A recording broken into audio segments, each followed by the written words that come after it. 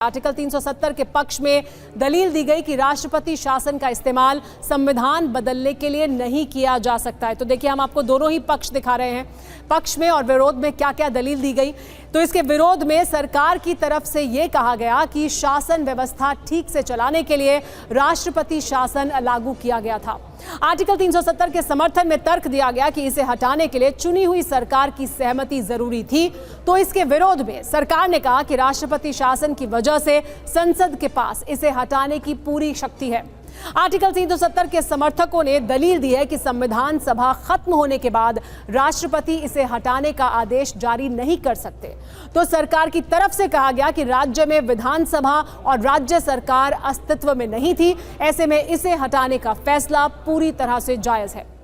Article 370 के पक्ष में तर्क दिया गया कि राज्य को केंद्र शासित प्रदेश बनाना आर्टिकल 3 का उल्लंघन है। तो इसके विपक्ष में सरकार ने तर्क दिया कि राज्य और केंद्र शासित प्रदेश दोनों के संदर्भ में आर्टिकल 3 लागू होता है। आर्टिकल 370 के समर्थकों ने इसे हटाए जाने को जम्मू कश्मीर से संवैधानिक धोखाधड़ी बताया। तो सरकार ने कहा कि संसद के पास संविधान के किसी हिस्से में संशोधन की शक्ति है। लेकिन आर्टिकल 370 पर राजनीतिक दलों की राय क्या है वो भी जान लीजिए, क्योंकि एक बड़ा मुद्दा है। इस पर अलग अलग दलों ने अपनी प्रतिक्रिया जाहिर की है। बीजेपी की तरफ से कहा गया कि मोदी सरकार के ऐतिहासिक फैसले पर संवैधानिक मोहर लग गई है। कांग्रेस पार्टी की प्रतिक्रिया भी सामने आई, हटाने की प्रक्रिया से असहमत, कोर्ट का फैसला लेकिन अंतिम है। इसके अलावा शिवसेना ने कहा कि फैसले का स्वागत है, पीओके को जल्द कश्मीर में मिलाया जाए, ये कब जानकारी सामने आएगी। सीपीआईएम ने कहा कि कोर्ट का फैसला परेशान करने वाला है, संघीय ढांचे पर गंभीर परिणाम भुगतने पड़ेंगे। नेशनल कॉन्फ्रेंस ने कहा कि दिल ना उम्मीद तो नहीं, नाकाम ही तो है, लंबी है गम की शाम मगर शाम ही तो है। पीडीपी में कहा गया कि जम्मू कश्मीर के लोग ना तो उम्मीद खोने वाले हैं और ना ही हार मानने वाले हैं। आपको यह भी दिखाते हैं कि आर्टिकल 370 हटाने पर नेताओं और दलों की राय और सुप्रीम कोर्ट के फैसले में उसका क्या जवाब है। यानी जो सवाल उठाए जा रहे हैं, सुप्रीम कोर्ट के फैसले में उसका क्या जवाब सामने आया है। असदुद्दीन ओवैसी ने सवाल उठाया है कि संवैधानिक नैतिकता का उल्लंघन जम्मू कश्मीर के लोगों से धोखा है। तो फैसले में कहा गया कि संविधान में अस्थायी प्रावधान है, जम्मू कश्मीर को अलग से संप्रभुता हासिल नहीं है। इसके अलावा एक और बड़ा सवाल उठाया गया असदुद्दीन ओवैसी की तरफ से कि बीजेपी चेन्नई, कोलकाता, मुंबई को कभी भी यूटी बना देगी, यानी उनको राज्य का दर्जा खत्म कर कर कभी भी यूटी बना सकती है, यूनियन टेरिटरी। जम्मू कश्मीर के पूर्ण राज्य का दर्जा जल्द बहाल हो। लद्दाख पर फैसला लेकिन सही था, यानी जल्द से जल्द पूर्ण राज्य का दर्जा बहाल हो, यह सुप्रीम कोर्ट ने कहा है। 370 हटाने से देश कमजोर हुआ है, महबूबा मुफ्ती ने सवाल उठाया। तो फैसले में क्या कहा गया इसको लेकर ये भी बता दें। जम्मू कश्मीर भारत का अभिन्न अंग है, ये कहा गया कोर्ट के फैसले में। उमर अब्दुल्ला ने कहा कि निराश हूं, हतोत्साहित नहीं, संघर्ष जारी रहेगा, यानी लंबे संघर्ष के लिए तैयार हैं। अनुच्छेद 370 हटाना पूरी तरह से सही था, इसको संवैधानिक माना है सुप्रीम कोर्ट ने।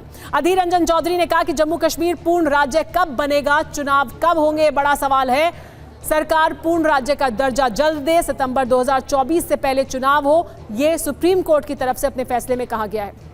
उद्धव ठाकरे ने सवाल उठाया कि कश्मीरी पंडितों की वापसी की गारंटी कौन देगा, सत्य और सुलह समिति बना सकते हैं। ये जस्टिस कॉल की एक टिप्पणी थी हमारे साथ, लेकिन सभी मेहमान भी बने हुए हैं। एहसान मिर्जा साहब, ये जो तमाम सवाल उठाए जा रहे हैं उसमें एक बड़ा सवाल जो जम्मू कश्मीर के जो नेता हैं वो उठा रहे हैं कि बहुत लंबा अभी संघर्ष बाकी है। तो क्या वाकई लंबा संघर्ष अभी करना है, क्योंकि आप ये कह रहे हैं कि युवाओं को और लोगों को दिखाई दे रहा है उनको उम्मीद यही थी और यही हुआ है। सुमेरा जी, अच्छा होता अगर हमारी कोई भी रीजनल पॉलिटिकल पार्टी का कोई भी वक्ता अगर यहाँ पे बात करने के लिए आता तो तब शायद इस सब्जेक्ट के ऊपर ज़्यादा अच्छी तरीके से बात हो सकती थी। बड़े अफसोस से कहना पड़ता है कि हमारी जो रीजनल पॉलिटिकल पार्टीज़ रही, चाहे वो नेशनल कॉन्फ्रेंस की मैं बात करूँ या पीपल्स डेमोक्रेटिक पार्टी की मैं बात करूँ, हमेशा लोगों के इमोशंस के साथ, लोगों के जज्बात के साथ, लोगों के एहसासात के साथ हमेशा इन पॉलिटिकल पार्टीज़ ने खेला। मैं पूछना चाहता हूं आज उन पॉलिटिकल पार्टीज़ को जो आज से कुछ दिन पहले की बात कर रहे हैं, जो आज से आप इमोशंस की बात करें तो एक बड़ा मुद्दा कश्मीरी पंडितों का मुद्दा भी है, और वो भी बार बार सवाल उठाया गया। सुप्रीम कोर्ट की तरफ से भी कहा गया है, एक टिप्पणी की गई वहां भी कि मेरा जी आप मैं दो तीन बातें करना चाहता हूँ।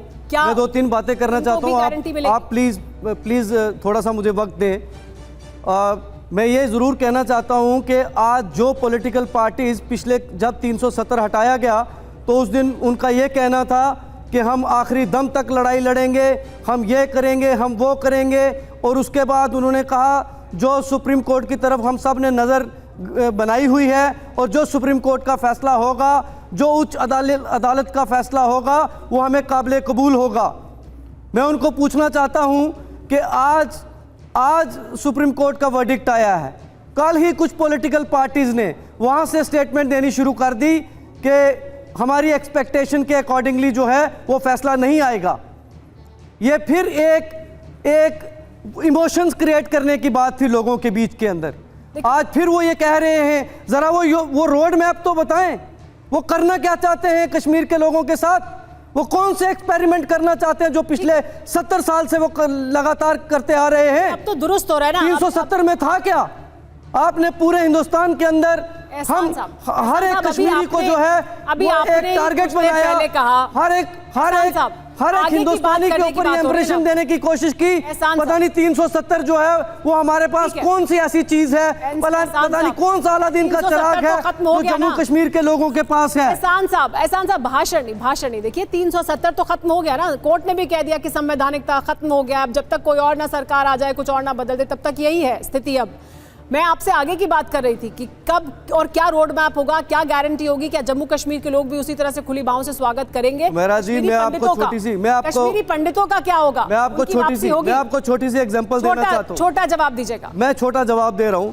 आपको पता है जब 2019 रीऑर्गेनाइजेशन एक्ट आया, हमारी जो भी मार्जिनलाइज्ड और स्क्वीज्ड कम्युनिटीज थी, चाहे वो कश्मीरी पंडित्स हो, चाहे वो वहां के वेस्ट पाकिस्तानी रेफ्यूजीज हो, चाहे वहाँ का ओबीसी समाज हो, मैं भी एक कबीले से ताल्लुक़ रखता हूँ जिसको पहाड़ी कबीला कहा जाता है। हमारे 15 लाख लोग हैं। 40 साल से कांग्रेस की सरकार ने, वहाँ की रीजनल पॉलिटिकल पार्टीज ने हमारे साथ मजाक किया। एहसान मिर्जा ये पहली पॉलिटिकल पार्टी थी, ये नरेंद्र भाई मोदी और माननीय अमित शाह जी, जब हमारे ये लोग उनके पास गए, जस्टिस जी.डी. शर्मा कमीशन का गठन हुआ, उन्होंने सिफारिशात दी, रिकमेंडेशन दी।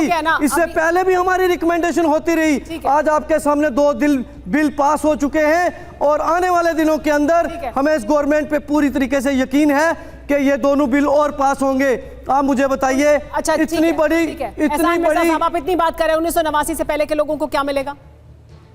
मैं ये कह रहा हूं कि 1989 में पहाड़ियों का शेड्यूल ट्राइब के जिम्रे के अंदर पहली रिकमेंडेशन हुई, पहाड़ीज वर एट नंबर 1, लेकिन हमारे केस को 40 साल से रिजेक्ट किया गया। अभी आज की स्थिति बताइए ना, जो अब बदलाव हो गए, अब जो परिस्थिति है उसमें बताइए ना क्या मिलेगा। देखिए, मैं आज ये कहना चाहता हूं कि आज आप जम्मू के अंदर जाके देखें, आज आप कश्मीर के अंदर जाके देखें, वहाँ का एक आम आदमी खुश है, वहाँ का एक आम नागरिक खुश है, वहाँ पे डेवलपमेंट्स के काम हो रहे हैं, वहाँ पे एडमिनिस्ट्रेशन अच्छे तरीके से काम कर रही है। लेकिन जो ये पॉलिटिकल पार्टीज, आप जिन नेताओं के बारे में आप बात करें, आप भी फिर उन्हीं नेताओं की तरह आप इस वक्त बात करें, मुद्दे पर बात करें ताकि लोगों को संक्षेप में बहुत कुछ जानने को मिले। महिमा जी, अभी जो स्थिति है उसमें कश्मीरी पंडितों के लिए क्या बदलेगा? मैं तो ये हैरान होती हूँ सुमेरा जी, थोड़ी देर पहले भी मैं यही सवाल पूछना चाह रही थी भाजपा के प्रवक्ता से। जब ये लोग बड़ी बड़ी बातें करते हैं, एक तो ये याद रखना चाहिए कि जिस समय ये पलायन हो रहा था उस समय वीपी सिंह जी के साथ जो है गठबंधन में भाजपा की सरकार थी, तब इन्होंने क्या किया ये नहीं बताते। कश्मीरी पंडितों के लिए पिछले 4 वर्ष में ही क्या किया ये नहीं बताते, भड़काने के अलावा भी कुछ किया हो तो बता दें। और वही स्थिति रहने वाली है जब तक आप संवैधानिक मूल्यों का मर्दन करते रहेंगे। आप आज बता रहे हैं कि आज कितने पर्यटक आ रहे हैं, आप बता दीजिए ना कि 2014 से पहले कितने पर्यटक आते थे। ये स्वाभाविक है, मैं खुद पर्यटन के लिए भी और कभी ना कभी किसी काम के लिए जाती रही हूँ और सन 2004 के बाद से लगातार जाती रही हूँ। मुझे जो स्थिति वहां तब लगती थी, मुझे लगता है आज तनाव वहां बहुत ज्यादा है। पिछले 4 वर्षों में एक राज्य जिसके लोगों को अपना मत व्यक्त करने का अधिकार न मिला हो, जो सदैव इस देश का अखंड हिस्सा रहे, आपके मुताबिक कुछ बदला नहीं है। They are and they will be a part, मुताबिक कुछ बदला नहीं, लेकिन ये सवाल हम कोशिश करते हैं क्योंकि तकनीकी गड़बड़ी की वजह से आरपी सिंह जी हमारे साथ काफी समय से नहीं थे। आरपी सिंह जी, आपको आवाज मिल रही है? ये मुझे मिल रही है, मुझे जी, कुछ डेटा शेयर करना है। आरपी जी डेटा शेयर करने से पहले सर डेटा शेयर करने से पहले हम आपकी प्रतिक्रिया चाहते हैं जिस मुद्दे पर हम यहाँ चर्चा कर रहे थे, क्योंकि आपका उस पर इनपुट नहीं मिल पाया, वो जरूरी है। कश्मीरी पंडितों की जो गारंटी है, उनको वहां ले जाकर बसाने की जो गारंटी है, क्योंकि प्रधानमंत्री नरेंद्र मोदी तमाम देश को गारंटी दे रहे हैं, तो ये गारंटी कब तक पूरी होगी? देखिए, जब वहां पर आतंकी घटनाएं कम होनी शुरू हो गई हैं, 228 आतंकी घटना हुई थी 2018 में, इस बार 30 हुई हैं। वहां पर इनकाउंटर्स कम हुए हैं, 190 थे, अभी 24 हुए हैं। सिविलियंस लगभग 40 मारे गए थे 2018 में, आज अभी इस साल की घटना में 10 की हत्या हुई है। ये जो निरंतर जो वहाँ पर हालात सुधर रहे हैं, यही कश्मीरी पंडितों को वापस लेकर जाएंगे। परंतु मेरी बहन जी से पूछो, ये तो गुपकार अलायंस का हिस्सा है, जिसमें पीडीपी भी है, एनसीपी है, कांग्रेस भी है। ये तो उसका, एक मिनट रुकी ना, ये उस अलायंस का हिस्सा है। और इन्होंने कसम खाई थी, जब तक धारा 370-35 से वापस नहीं आएगी, हम जब तक चुनाव नहीं लड़ेंगे। ये इनके बयान है तीनों पार्टी के मिलकर। तो आप क्या चाहते हैं, चुनाव ना लड़ें, सामने कोई भी ना हो? अब ये आप क्या चाहते हैं, चुनाव लड़ें या ना लड़ें? अपनी बात पर रहें और चुनाव ना लड़ें, ताकि सामने कोई हो ही ना, प्रतिद्वंदी ना हो। बयान बता रहा हूं मैं आपके, इनके बयान बता रहा हूं। इनका बयान था करिए ना, अगर चुनाव लड़ने के लिए वापस पलट भी रहे हैं बयान से, चुनाव लड़ना चाहते हैं तो अच्छी बात है ना। कहते हैं चुनाव लड़िए, आपने वहां पर पंचायत चुनाव का बहिष्कार क्यों किया?